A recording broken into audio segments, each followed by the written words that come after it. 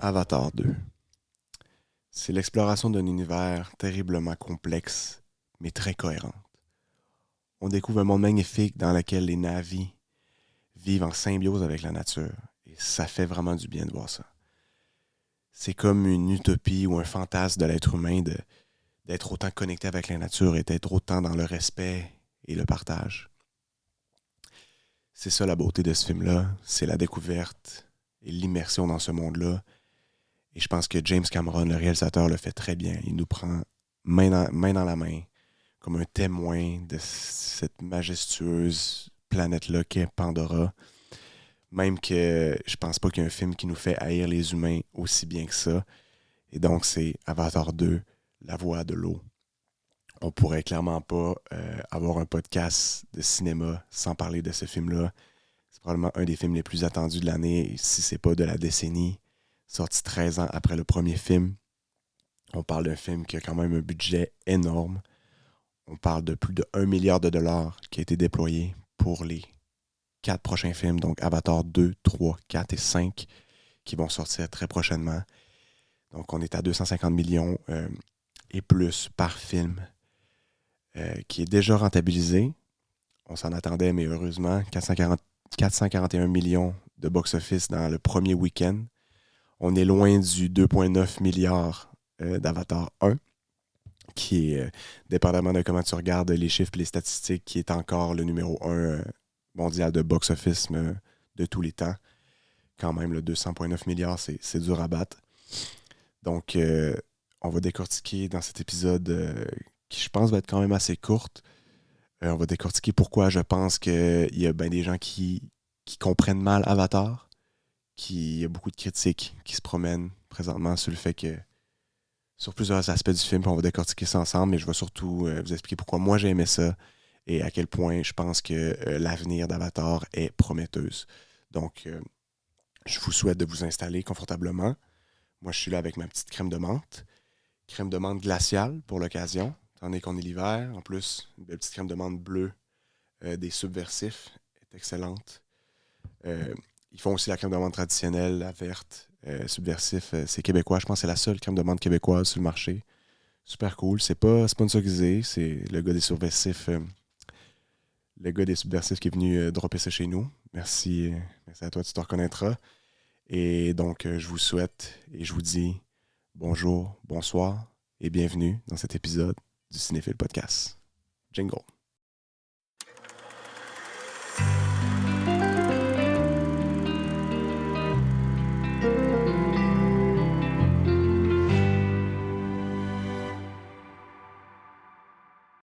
Donc, pour commencer, je veux quand même qu'on parle un peu des aspects de la production de ce film-là parce qu'écoute, 13 ans après le film, après le premier film, il sort. Donc, qu'est-ce qui s'est passé pendant ces 13 ans-là?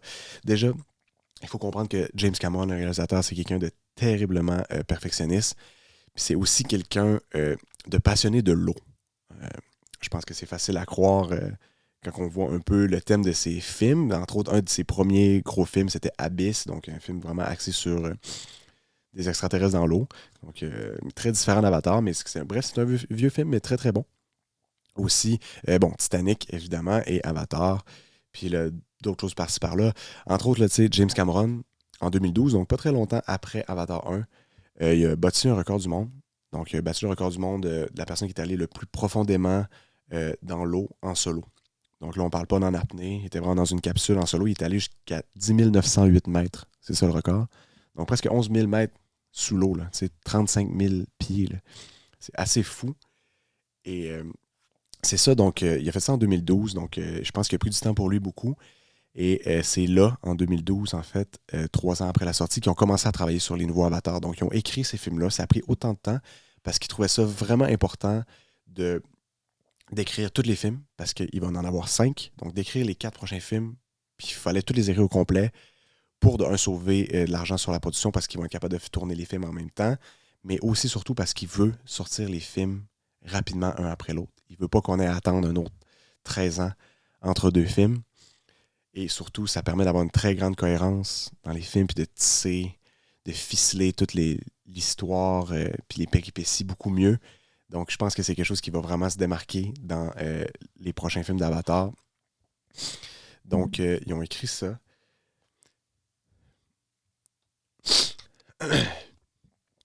Donc, si on prend ça en considération, on sait déjà que l'Avatar 3 est tourné au complet. Il est probablement pratiquement prêt. Le Avatar 4 est tourné à environ 95%, puis le 5 est grandement avancé dans sa production. Donc, il faut savoir là, que pour tourner ces scènes-là, là, ils ont créé, puis ça c'est du classique James Cameron, là, il y a comme la manie de créer des nouvelles technologies à chaque fois qu'il fait un film. Là. Ils ont construit une piscine de 250 000 gallons. Ça, c'est 30 pieds de profond sur 120 par 60 pieds de large. C'est une énorme piscine. Puis dans le fond, le but, c'était de mettre les acteurs là-dedans, puis de tourner. Puis ils ont tourné dans cette piscine-là pendant 18 mois. Donc, ils ont tourné des scènes pour tous les films, là, jusqu'au 5. Là. Donc, ça, c'est fou. T'sais, les acteurs ont dû s'entraîner 1 an avant. Ils ont pris des cours de nage particuliers avant pour être capables de faire leurs exploits dans l'eau. Donc, les acteurs-là qui vont dans l'eau avec la technologie qu'ils appellent Performance Capture, qui est comme un genre de suit qu'ils mettent qui permet de vraiment capturer toute leur performance. Là.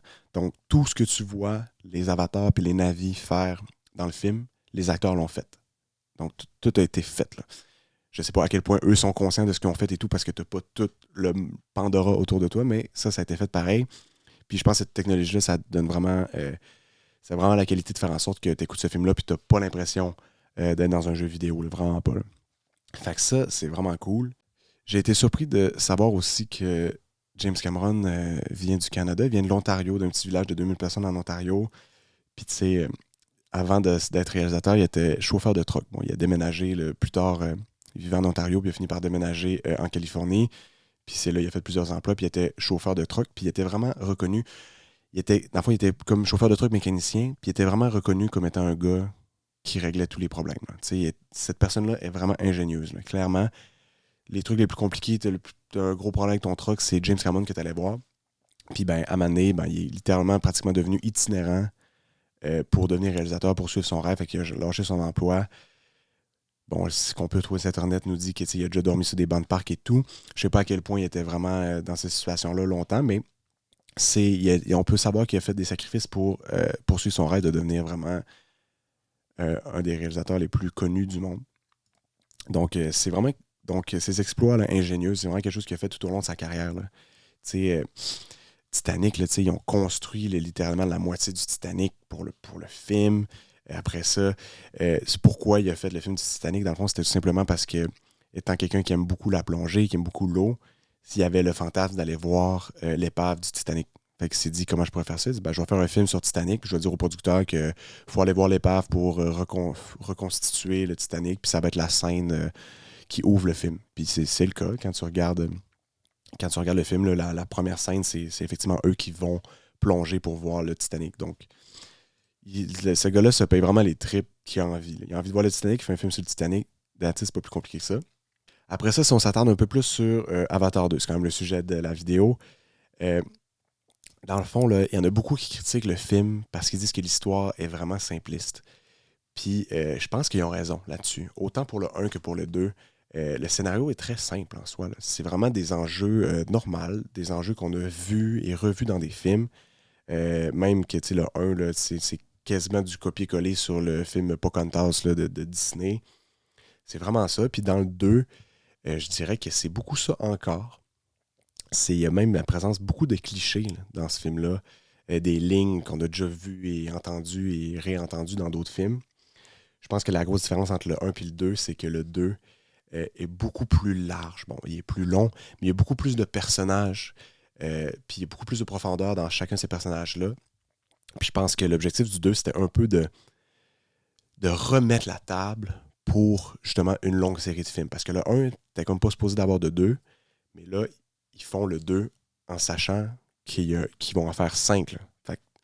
Fait que vraiment, ils ont mis la table pour vraiment des trucs énormes. Puis je pense que le potentiel de chaque personnage est immense.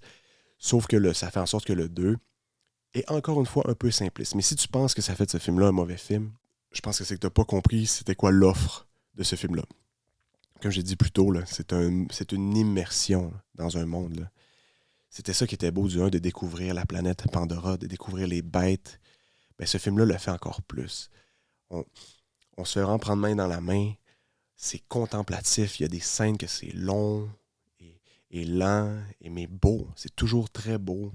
Je pense entre autres des scènes dans l'eau où ce que Loak, qui est un des fils de Jake Sully, qui se fait ami avec une baleine de la planète, cette scène-là, c'est vraiment long et beau, tu sais, puis je trouve que ça fait du bien d'avoir un film qui prend le temps, justement, de nous donner ces scènes-là, tu sais. Puis on est beaucoup habitués, tu sais, avec les Marvel ou les films d'action très expéditifs, très rapides, très stimulants. Mais avec Avatar, c'est pas ça. On est vraiment ailleurs. Puis surtout, tu sais, on met la profondeur, puis je pense qu'on va découvrir encore plus la profondeur du 2 quand le 3, le 4 puis le 5 vont sortir. Parce que je suis sûr qu'il va y avoir tellement de liens, tellement de choses qu'on va faire. Ah, j'avais pas pensé, mais ils nous avaient donné des indices pour ci, pour ça. Fait que ça, je pense que c'est très positif. Puis c'est quelque chose que James Cameron il a dit. Quand ils ont commencé à écrire les nouveaux Avatars, ils se sont attardés sur pourquoi Avatar 1 a été autant populaire. Puis ils se disaient, en soi, c'est une histoire qui peut toucher peut-être plus les Américains, vu l'aspect de ce qui s'est passé ici avec les Autochtones et tout. Il y a quand même certains parallèles du colonisateur qui arrive sur un nouveau territoire. Mais malgré ça, le film a quand même eu un succès mondial énorme. On parle de 2,9 milliards de box-office depuis le début pour Avatar 1. Donc, c'est dit pourquoi les gens se sont tant rattachés à ce film-là partout dans le monde. Puis on est venu à la conclusion que c'était parce que c'était une histoire accessible. Fait que finalement, la simplicité de l'histoire est un peu une force du film. T'sais. C'est une histoire qui peut parler à tout le monde, Avatar 1. T'sais. Fait que c'était volontaire de reproduire ça dans le 2. T'sais. C'est ça qu'ils voulaient. Ils voulaient que justement ça soit vraiment accessible à tous. Puis ça fait en sorte que dans le fond, le thème du film, c'est James Cameron qui l'a dit, c'est la famille. T'sais. Là, on a un Jake Sully qui a 5 enfants, dont un adoptif.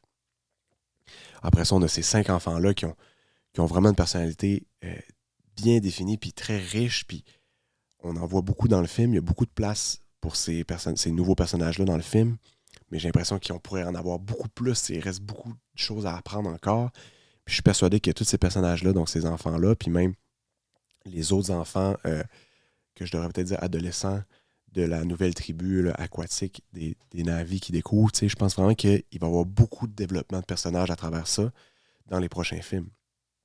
Donc, ça nous donne justement un film qui a quand même pas mal de clichés. Par exemple, la scène où les adolescents s'intimident puis qu'ils se battent, qu'ils se battent ensemble. On a vu ça là, des centaines de fois au cinéma. L'amourette entre justement les deux adolescents, donc le fils de Jake Sully puis la fille du roi des Na'vi de l'eau. Beaucoup d'affaires comme ça que ils n'ont pas rien réinventé en termes de scénario. Là. Mais ces petits clichés-là, des fois, souvent dans le cinéma, c'est ça qui faisait rire les gens, des petites phrases. Ça donne des repères aux spectateurs. Puis c'est juste le fun, je pense, de revoir ces choses-là, autant bien faites avec un gros skin d'Avatar. T'sais. Puis, honnêtement, là, je dis que c'est une bonne chose. J'ai l'impression que Avatar 2, ça a comme été un peu un remake du 1. Ils ont vraiment voulu mettre la table, mieux faire finalement pour mieux développer sur plusieurs films. Mais je vous mentirais si je vous disais que je serais pas déçu si le 3, le 4 puis le 5 sont un peu comme ça. T'sais. Je pense que c'est bien qu'Avatar 2 ait fait ça, qu'il ait mis la table pour la suite de cette façon-là. Mais si on n'innove pas plus, si on va pas plus profond dans le scénario puis qu'il n'y a pas d'affaire qui est un peu plus étonnant ou mind-blowing dans les prochains films, je vais être déçu. Je pense qu'à un moment donné, il faut pousser ça.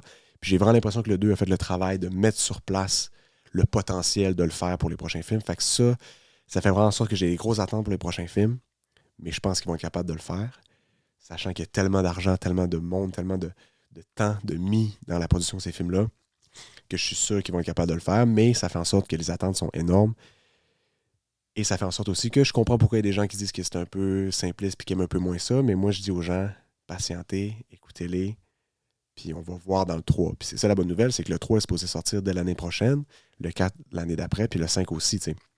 Donc, je pense vraiment qu'on va rentrer dans un univers incroyable, puis que les personnages vont vivre des choses folles.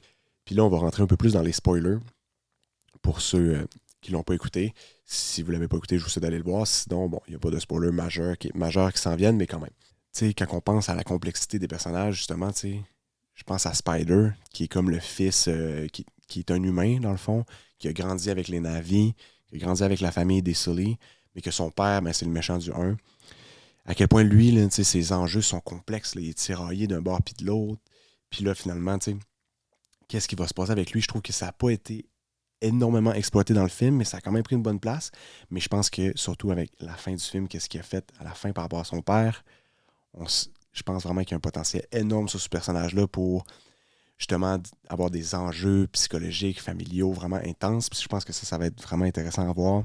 Après ça, il y a Kiri, qui est clairement mon personnage, une de mes personnages préférés. Là, c'est clairement l'enfant des Sully qui est ma préférée. Kiri, en fait, qui est la fille adoptive de Jake Sully, puis Neytiri, qui est sa femme.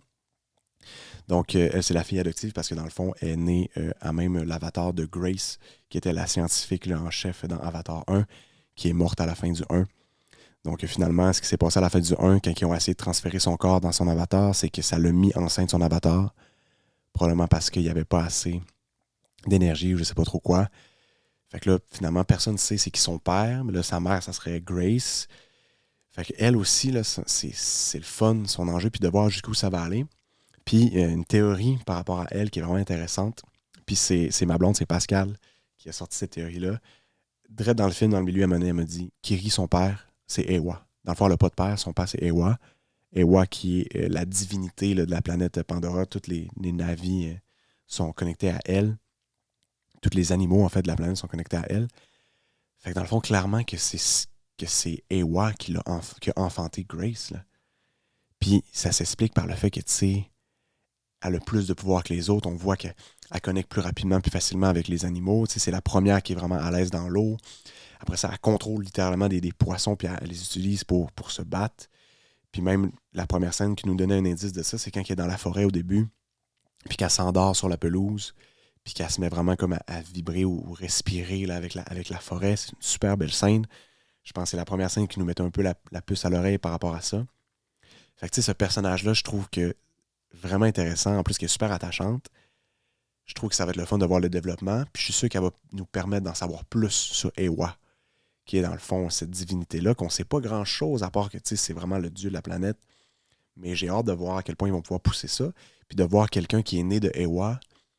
Je pense que ça fait vraiment en sorte que là, on va sortir justement d'un scénario de base. Là. On va aller vraiment plus dans l'originalité du script dans les prochains films, avec tous ces enjeux-là, tous ces personnages-là qui sont vraiment complexes, qui s'en viennent. Puis aussi, dans le fond, la chimie entre les frères et sœurs des Sully qui se bâtit vraiment de plus en plus avec Took.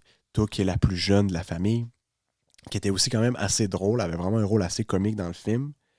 Mais j'ai hâte de voir dans les prochains films, elle va clairement grandir, elle va vieillir. J'ai vraiment hâte de voir quel rôle qu'elle va pouvoir prendre, puis j'espère qu'elle va avoir un rôle important parce qu'elle était super agréable à voir. Puis c'est le fun d'avoir un personnage important qui est quand même jeune dans un film, puis dans un monde où c'est surtout des adultes. Souvent, ça fait un contraste intéressant. Souvent, c'est drôle, mais ça a le potentiel d'être vraiment profond aussi.